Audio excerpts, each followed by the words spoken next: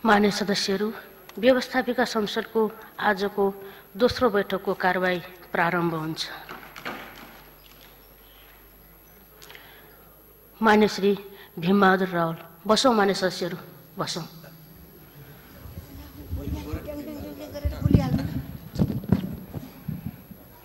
सम्मान्य सभामुख महोदय, हामी लोकतान्त्रिक प्रणाली अन्तर्गत कानुनी शासनमा छौँ र हामी हाम्रो संविधान कार्यान्वयनको एउटा महत्त्व चरणबाट अगाडि बढिरहेका छौँ। तर त्यो कानुनी शासन, संविधान कार्यान्वयनको त्यो महत्त्वपूर्ण कुरालाई वर्तमान गठबन्धन सरकारले जुन प्रकारले अपज्ञा गर्ने, स्वेच्छाचारी किसिमले विभिन्न क्रियाकलाप गरिरहेको छ, यो विषयमा यो सम्मानित सदनलाई जानकारी हुन र नेपाल सरकारले त्यसको जवाब दिनु अत्यन्त आवश्यक बनेको छ। त्यसकारण हाम्रो पार्टीको तर्फबाट मैले सम्मान्य सभामुख महोदय त्यो विषयतर्फ ध्यान आकर्षण गराउन चाहन्छु र यो विषयमा मैले यति महत्त्वपूर्ण संवेदनशील विषय म यहाँ उठाइरहेको छु, यसमा सम्मान्य सभामुख महोदयबाट समयको यथोचित अनुमति हुनेछ भन्ने मैले विश्वास गरेको छु। हामीले विश्वास गरेका थियौँ भारत भ्रमणपछि प्रधानमन्त्रीजीले एउटा जिम्मेवार व्यक्तिको हैसियतले, जिम्मेवार पार्टीको नेताको हैसियतले र प्रधानमन्त्रीको हैसियतले यो सदनलाई जानकारी गराउनु होला भनेर हामीले आशा गरेका थियौँ। तर उहाँले त्यो कुनै जिम्मेवारी बोध गर्नु भएन। उहाँले संयुक्त वक्तव्य निकाल्नुभयो र नेपालको संविधानमा संशोधन गर्ने कुरा उहाँले यहाँ कुनै हामी प्रतिपक्षसँग सल्लाह होइन, उहाँले गएर दिल्लीमा मन्तव्य दिनुभयो र उहाँले भन्नुभयो अबका दिनमा बहुमत ल्याएर हामी संशोधन गर्छौँ। योभन्दा ठुलो राष्ट्रिय अपमान जुन यही थलोमा जनताको सार्वभौम अधिकार सम्पन्न संविधान सभाले यो त्यो संविधानलाई 90%बाट पारित गर्यो, उहाँले यो सदनलाई कुनै जानकारी गराउने, यो सदनमा त्यो मतदान गर्ने मान्छेसँग कुनै परामर्श गर्ने कुरा होइन। उहाँले विदेशको कुनै राजधानीमा गएर म यस्तो गर्छु उस्तो गर्छु भनेर सार्वभौम संविधान सभाका सदस्यहरूको घोर अपमान गर्नुभएको छ। त्यसमा जतिसुकै खेद प्रकट गरे पनि त्यो कम हुन जान्छ। यो किन गर्नु पर्यो? हामीले त्यो आशा गरेका थियौँ, त्यो त भएन। अहिले संयुक्त वक्तव्य मार्फत, संयुक्त विज्ञप्ति र वक्तव्य मार्फत उहाँले जे कुरा सहमति गर्नुभएको छ सभामुख महोदय, त्यसमा राष्ट्रिय सुरक्षा जस्तो ग्यासको पाइपलाइन, अम्लेखगञ्जसम्मको तेलको पाइपलाइन, यो सरकार त मानौँ कि यस्तो किसिमले काम गर्न खोज्दैछ यो कुनै 5 वर्षलाई निर्वाचित हो भनेर। तर म स्मरण गराउन चाहन्छु प्रधानमन्त्रीजीले सम्झना गर्नुहोस् राम्ररी बालवाटारमा बसेर, उहाँले स्वयं यो सरकार 4 महिनाको अब बाँकी 4-5 महिनाको म्यादी सरकार हो म भनेर उहाँले हस्ताक्षर गर्नुभएको छ। यो म्यादी सरकार हो। यो सरकारले जे मन लाग्यो त्यो गर्ने, कानुन मिच्ने, प्रणालीहरू मिच्ने, स्वेच्छाचारी किसिमले काम गर्ने अधिकार कहाँबाट प्राप्त गरेको छ? म त्यतातिर ध्यान आकर्षित गराउन चाहन्छु। यही प्रसङ्गमा सभामुख महोदय, हामीले भर्खरै आजको कार्यसूचीमा प्रतिनिधि सभा र राष्ट्रिय सभाको निर्वाचनको त हामीले कार्यसूची देख्यौँ, त्यसको विधेयक ल्याउने कुराको यसमा हामी खुसी नै छौँ। तर राष्ट्रिय सभाको निर्वाचन, राष्ट्रपति र उपराष्ट्रपतिको निर्वाचनका सन्दर्भमा त्यसको विधेयकको कुनै तयारी गरिरहेको छैन र निर्वाचन आयोगमा हामी त्यहाँ गएका थियौँ र हामीले त्यस सम्बन्धमा त्यसको मतभार कति हुने भन्ने सन्दर्भमा हामीलाई निर्वाचन आयोगले पुनः बोलाउने कुरा गरेको थियो। तर म अहिले सुन्दैछु यो सरकारले त्यो बैठकै समेत नगरेर त्यो मतभारको विषयमा मन्त्री परिषदबाट एकतर्फी रूपले मनपरी स्वेच्छाचारी किसिमले त्यो कुरालाई अगाडि बढाउँदैछ भन्ने सुनेको छु। त्यो कुरा के हो? प्रधानमन्त्रीजीले यहाँ आएर जवाब दिनुपर्छ। हामी यो निर्वाचन भनेको सभामुख महोदय यो कुनै पार्टी विशेषको, कुनै नेता विशेषको होइन। यो निर्वाचन हामी सबैको, अझ त्यसमा पनि प्रमुख विपक्षी दलसँग परामर्श गर्ने, यस सम्बन्धी कानुनमा सम्बन्धित निकायमा छलफल गर्ने यो सरकारको कर्तव्य हो। हुन त आफ्नै पार्टीका अरू नेताहरूसँग कुनै परामर्श नगरेर एकलौटी रूपमा उम्मेदवार चयन गर्ने त्यस्ता खालको नेताहरूलाई मैले यो भन्दाखेरि नसुनिन पनि सक्ला। तर यो विषय नसुनेर त्यसरी मनपरी गर्ने जुन क्रियाकलाप भइरहेको छ यस सम्बन्धमा म गम्भीर रूपमा ध्यान आकर्षित गराउन चाहन्छु र यस सम्बन्धमा जवाब दिइयोस्। सभामुख महोदय, यहाँ एउटा अर्को अत्यन्त महत्त्वपूर्ण कुरा छ। 14 गतेबाट, भदौ 14 गतेबाट आचार संहिता लागू भएको छ। तर हामी यस्तो दृश्य देखिरहेका छौँ, अहिलेको सरकारमा रहेका राजनीतिक दलका केही ठुला नेताहरू पोकाका पोका सामान लगेर जनताको बिचमा वितरण गरिरहेका छन्। त्यति मात्र होइन, अहिले कर्मचारीहरूको सरुवा सम्बन्धमा 14 गते सरुवा गर्यो सरकारले, 12 गतेको मिति राखेर टिप्पणी राखेर कर्मचारीहरूमा मन परी किसिमले सरुवा गर्ने, स्वेच्छाचारी किसिमले मान्छेहरूलाई जिम्मेवारी दिने काम गरिरहेको छ। अवधि नपुगी मापदण्ड नपुर्याइकन 2-3 महिनाभित्रमा सरुवा गरिएका छन्। प्रमुख जिल्ला अधिकारीहरू सरुवा गरिएका छन् र त्यसमा कथित आफ्ना पक्षधरहरू भन्नेलाई कुनै मापदण्ड नगरी, जस्तो उदाहरणको रूपमा सर्वोच्च अदालतले फैसला गरेर स्नातक तहको हुनुपर्ने र सम्बन्धित तालिम लिएको हुनुपर्ने प्रमुख जिल्ला अधिकारी हुनुपर्ने भन्ने जुन निर्णय गरेको छ, त्यो न्यायपालिकाको निर्णयलाई समेत खुले आम कुल्चेर यो सरकारले धमाधम सिडिओहरूको सरुवा गरेको छ। त्यसमा नियमित सरुवा कम्तीमा 233 दिन पुगेर मात्र सरुवा गर्नुपर्ने भन्ने त्यो सामान्य कानुनी शासनको प्रणालीलाई यो सरकारले मिचेको छ। राजनीतिक आस्था र विचारका आधारमा प्रशासकहरू छान्ने, बोलाउने, हप्की दप्की गर्ने काम यो सरकारका मन्त्रीहरूले गरिरहेका छन् र विशेष गरेर गृह मन्त्रालयबाट यो काम स्वेच्छाचारी किसिमले भइरहेको छ। र सरुवा गरिरहेका कतिपय सचिवलाई समेत सभामुख महोदय, यो कानुनी शासन र लोकतन्त्रमा मैले यसो भन्नुपर्दा मेरो शिर लाजले निउरिन्छ। सचिवहरूलाई सरुवा गरिएको छ, एउटा मन्त्रालयबाट अर्को मन्त्रालयमा गरिएको छ, अर्को मन्त्रालयमा पनि सचिवलाई जान दिइँदैन, सरुवा गरेको मन्त्रालयमा त छँदै छैन। यो के हो? यो यही हो कानुनी शासन भनेको वर्तमान गठबन्धन सरकारको? यो प्रधानमन्त्रीले जवाब दिनुपर्छ। अब समग्र प्रशासनलाई एउटा आफ्नो स्वेच्छाचारी किसिम र स्वेच्छाचारी मन र आफूलाई मन लागेको आधारमा सरुवा गरिएको छ र आगामी प्रदेश र सङ्घको निर्वाचनलाई प्रभावित गर्ने किसिमबाट यी सरुवाका कामहरू भएका छन्। र गृह प्रशासनको सामान्य एउटा त्यसको हामीले आजसम्म बहुदलीय व्यवस्था आइसकेपछिका यतिका दिनहरूमा हामीले त्यसको एउटा प्रणालीलाई अवलम्बन गरेका थियौँ। त्यो सम्पूर्ण कुरालाई मिचिएको छ। उपसचिव, शाखा अधिकृत र नासोहरूलाई सामान्य प्रशासन मन्त्रालयले आफै जता मन लाग्यो, जसलाई जहाँ सरुवा गर्न मन लाग्यो जथाभावी सरुवा गरिएको छ। र त्यसको एउटा उद्देश्य आफ्ना पार्टीका कार्यकर्ताहरूलाई अगाडि राखेर कुन व्यक्तिलाई कहाँ सरुवा गर्ने, घर घरमा बोलाएर तैँले यहाँ सरुवा गरेपछि तैँले यस्तो गर्नुपर्छ, निर्वाचनमा यस्तो गर्नुपर्छ भनेर निर्लज्ज किसिमले मानिसहरूलाई दबाब दिएर यो सरुवाको काम गरिँदैछ। यस सम्बन्धमा प्रधानमन्त्रीले जवाब दिनुपर्छ र यो काम तुरुन्त रोकिनुपर्छ। र यो प्रहरी प्रशासनमा सभामुख महोदय, प्रहरी प्रशासनमा गरिएका कतिपय कुराहरू छापामा हामीले सुनेकै हौँ। प्रहरी प्रशासन जस्तो ठाउँलाई कुनै पनि त्यसको मान्यता, मूल्य, प्रहरी प्रशासन सुरक्षा प्रणाली कसरी सञ्चालन हुन्छ त्यो कुरालाई कुनै पनि मतलब नराखेर धमाधम प्रहरीका ठुला हाकिमहरूलाई मन परी स्वेच्छाचारी किसिमले चलाउने काम भइरहेको छ, सार्ने काम भइरहेको छ। र यस्तो खालको स्वेच्छाचारी किसिमको यो लोकतन्त्रमा हामी जे देखिरहेका छौँ, यो देशलाई कहाँ लान खोजिँदैछ, के गर्न खोजिँदैछ भन्ने गम्भीर प्रश्न हाम्रा सामु उत्पन्न भएको छ। र यसमा अहिले यो जुन सरुवाको कर्मचारीहरूमा जुन क्रियाकलाप गरिँदैछ त्यसमा कुनै अभिलेखको कुनै मतलब छैन।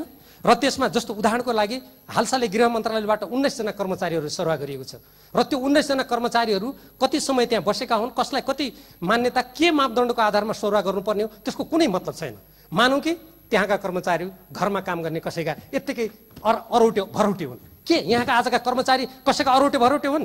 म यहीँबाट भन्न चाहन्छु, समग्र सुरक्षा प्रशासन र कर्मचारी प्रशासनलाई पनि भन्न चाहन्छु, कुनै व्यक्तिले सनकको भरमा मन परी स्वेच्छाचारी किसिमले गरेको भरमा त्यो प्रशासन नचलोस्। म प्रशासन र सुरक्षाका प्रमुखहरूलाई पनि भन्न चाहन्छु, यो संविधानबाट, कानुनबाट निर्देशित प्रणाली हो। यो कसैको स्वेच्छाचारी र सनकको आधारमा चल्ने प्रणाली होइन। नेपाली जनताको बलिदान त्यो कामको लागि गरिएको होइन। यसको जवाब प्रधानमन्त्रीजीले यो सदनलाई दिनुपर्छ। र मैले यसमा जस्तो हाम्रो यो सरुवाको सिलसिलामा जब कर्मचारीहरूले त्यसको विरोध गरे, ट्रेड युनियनबाट विरोध भइसकेपछि त्यहाँ एउटा छानबिन समिति पनि बनाइएको थियो, जसमा हामी कहाँ विभिन्न राजनीतिक आस्थाको आधारमा बनेका ती सङ्गठनहरूलाई का प्रतिनिधिहरू राखेर 3 दिनभित्र छानबिन गरेर गर्ने भन्ने कुरा त्यहाँ अगाडि आएको थियो। र निर्वाचन आयोगले निर्वाचन आचार संहिता लागू भइसकेपछि गरिएका सरुवाहरूलाई बदर गर्ने भनेर परिपत्र गरेको थियो। तर आश्चर्यको कुरा छ सभामुख महोदय, यो गठबन्धन सरकारका मन्त्री, प्रशासन यो देशलाई कुन दिशातिर, कस्तो प्रणालीतिर लानु खोज्दैछन्? हामीले सुन्यौँ सामान्य प्रशासन मन्त्रालयलाई आवश्यक पर्यो भने जोरसुकैको जहाँसुकै पनि सरुवा हुन सक्दछ अरे। यही हो त गठबन्धन सरकारको लोकतन्त्रको मापदण्ड? यही हो? यही प्रणालीबाट देश चलाउनु खोजेको हो? यदि यो प्रणालीबाट देश चलाउनु खोजेको हो भने लोकतन्त्रमा विश्वास गर्ने, कानुनी शासनमा विश्वास गर्ने नेकपा एमाले लगायत मलाई लाग्दछ यो सदनका सम्पूर्ण सदस्यहरूको विरोध हुन्छ। यो काम रोकियोस् र प्रधानमन्त्रीले यसको जवाब दिनुपर्छ। सभामुख महोदय, यो मैले कर्मचारी प्रशासनको कुरा गरेँ, अब मेरो लामो छैन। म संक्षेपमा केही हाम्रो यो देशको सन्दर्भमा, यो विकास निर्माणको सन्दर्भमा जुन यो सरकारले अरू गतिविधि गर्न खोज्दैछ, आचार संहिताको ठाडो उल्लङ्घन गर्न खोज्दैछ। एकजना मन्त्रीले त यतिसम्म भन्नुभयो सार्वजनिक रूपमा, यो निर्वाचन आयोगले जुन आचार संहिता गरेको छ यो त सङ्कटकालमा कसैले आदेश दिए जस्तो हामीलाई किन गरेको? यो सरकारका मन्त्रीको यही हो त यो निर्वाचन आचार संहिता प्रतिको भनाइ? सार्वजनिक रूपमा भनेको कुरा म यहाँ गर्दैछु सभामुख महोदय, जुन मैले सस्वर सुनेको छु। प्रधानमन्त्रीले भन्नु पर्यो निर्वाचन आयोगको आचार संहितालाई सरकारका मन्त्रीहरूले ग्रहण गरेको के यही हो त? हामीले जवाफ चाहियो, त्यसको जवाफ तुरुन्त दिनु पर्यो हामीलाई। यदि सरकारमा बस्नेहरू नै, मन्त्रीहरू नै, यो सरकारका नेताहरू नै आचार संहितालाई त्यसरी नै बुझ्दछन् भने हामीले त्यसपछि विचार गर्नुपर्छ निर्वाचनमा कस्तो पाइला चाल्नुपर्छ भनेर हामी पनि विचार गर्नेछौँ। यो कुरालाई चाहिँ स्पष्ट गरियोस्। र अहिले हामीले भर्खरै एउटा अर्को कुरा सुन्यौँ, यो सरकारले पञ्चेश्वर योजनाको विस्तृत परियोजना प्रतिवेदनको लागि दिल्ली भर्खरै मान्छे पठाएछ। म स्मरण गराउन चाहन्छु जुन बेला महाकाली सन्धि गरियो त्यो बेला नेपाली काङ्ग्रेसको तर्फबाट सभामुख रामचन्द्र पौडेलजी हुनुहुन्थ्यो र हामीले त्यसमा हस्ताक्षर गर्नुभन्दा अगाडि दुईटै सदनको संयुक्त बैठकबाट सङ्कल्प प्रस्ताव पारित गरेका थियौँ। त्यो सङ्कल्प प्रस्तावमा पानीमाथिको हाम्रो अधिकार, त्यो चाहिँ टङ्कपुर बाँधले हाम्रो जुन क्षेत्र डुबान गरेको छ त्यसमाथिको हाम्रो अधिकार र नेपालको राष्ट्रिय हितको सुरक्षा गरिनुपर्छ भन्ने प्रतिबद्धता सहित हामीले त्यो सङ्कल्प प्रस्ताव पारित गरेका थियौँ। तर यो सरकारले त्यो सङ्कल्प प्रस्ताव आफ्नै पार्टीका सभामुखले नेतृत्व गरेको त्यो संयुक्त समितिका प्रतिवेदनहरू त्यसको त्यति बेलाको आशयलाई कुनै मतलब नराखेर यो 10 वर्षमा पुनरावलोकन हुनुपर्छ भनेर गरिएको पञ्चेश्वर महाकालीको जुन यो बहुउद्देश्य परियोजनासँग सम्बन्धित महाकाली सन्धि हो त्यो सन्धिको बारेमा हामी विपक्षीसँग कसैसँग कुनै पनि परामर्श गर्न आवश्यक ठानेको छैन र दिल्ली मान्छे पठाएको छ। यस्तो लाग्छ सम्माननीय सभामुख महोदय यो सरकारले, यो म्यादी सरकारले 4-5 महिनाको अवधिमा नेपालको राष्ट्रिय हितका सम्पूर्ण तन्तुहरूलाई चकनाचुर गरेर नेपालको शिर निहुराउने सङ्कल्प गरे जस्तो लाग्छ सभामुख महोदय। के नेपाली जनताले यही भनेर मत दिएका हुन्? म सुदूरपश्चिम म सिध्याउन लागेँ सम्माननीय सभामुख महोदय। म प्रदेश नम्बर 7 का जनताको तर्फबाट स्वयं यो गठबन्धन यो म्यादी सरकारका प्रधानमन्त्री डडेलधुराबाट प्रतिनिधित्व गर्नुहुन्छ।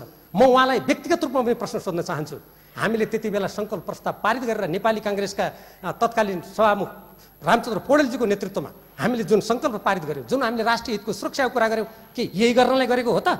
यो 7 नम्बर प्रदेशका जनता, डडेलधुराका त्यो डोटीका जनता, त्यहाँका डुबान क्षेत्रमा पर्ने जनताले, कञ्चनपुरका जनताले के यही गरेका थिए त? उहाँले रातारात दिल्लीमा त्यो डेलिगेसन पठाएर यहाँ हामीसँग कुनै पनि परामर्श गर्नुभएको छैन। यो सरकारलाई, यो म्यादी सरकारलाई अब निर्वाचनको आचार संहिता लागू भइसकेपछि यसरी नेपालको दीर्घकालीन हितका विषयमा रातारात गर्ने, सम्झौता गर्ने, सन्धि गर्ने अधिकार छैन। यो काम तुरन्त बन्द गरियोस्। म यतातर्फ ध्यान आकर्षित गराउन चाहन्छु।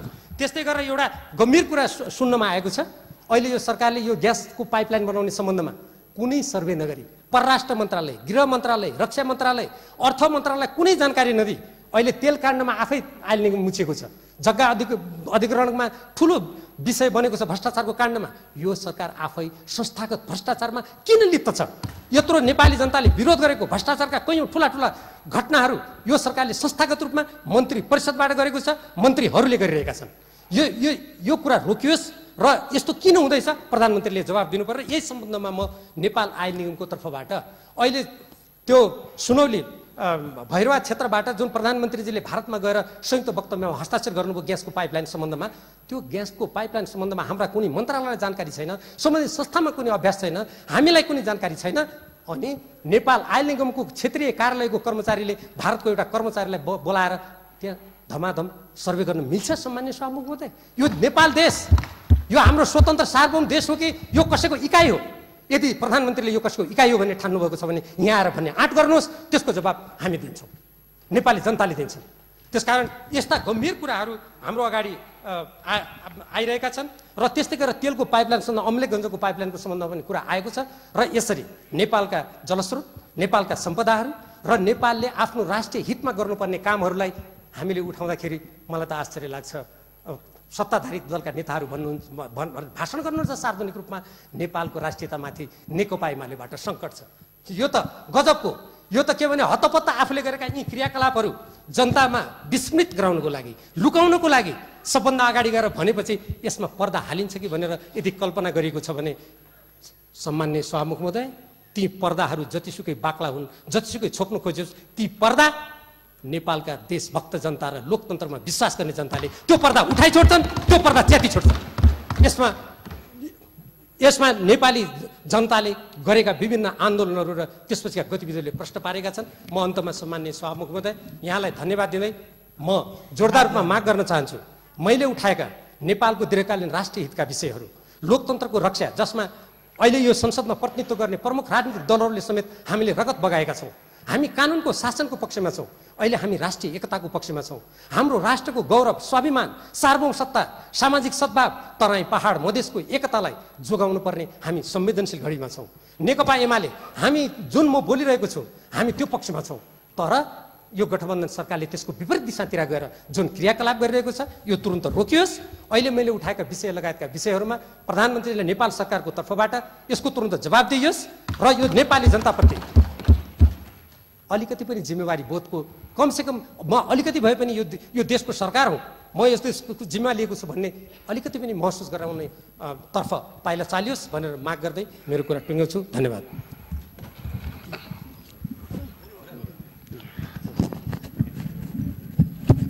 मान्य सदस्यहरू, यहाँहरूले उठाउनु भएको विषयमा मेरो गम्भीर ध्यानाकर्षण भएको छ।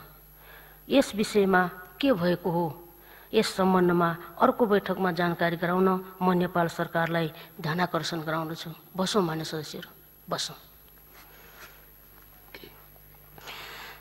अब सम्माननीय प्रधानमन्त्रीको तर्फबाट माननीय कानुन, न्याय तथा संसदीय मामिला मन्त्री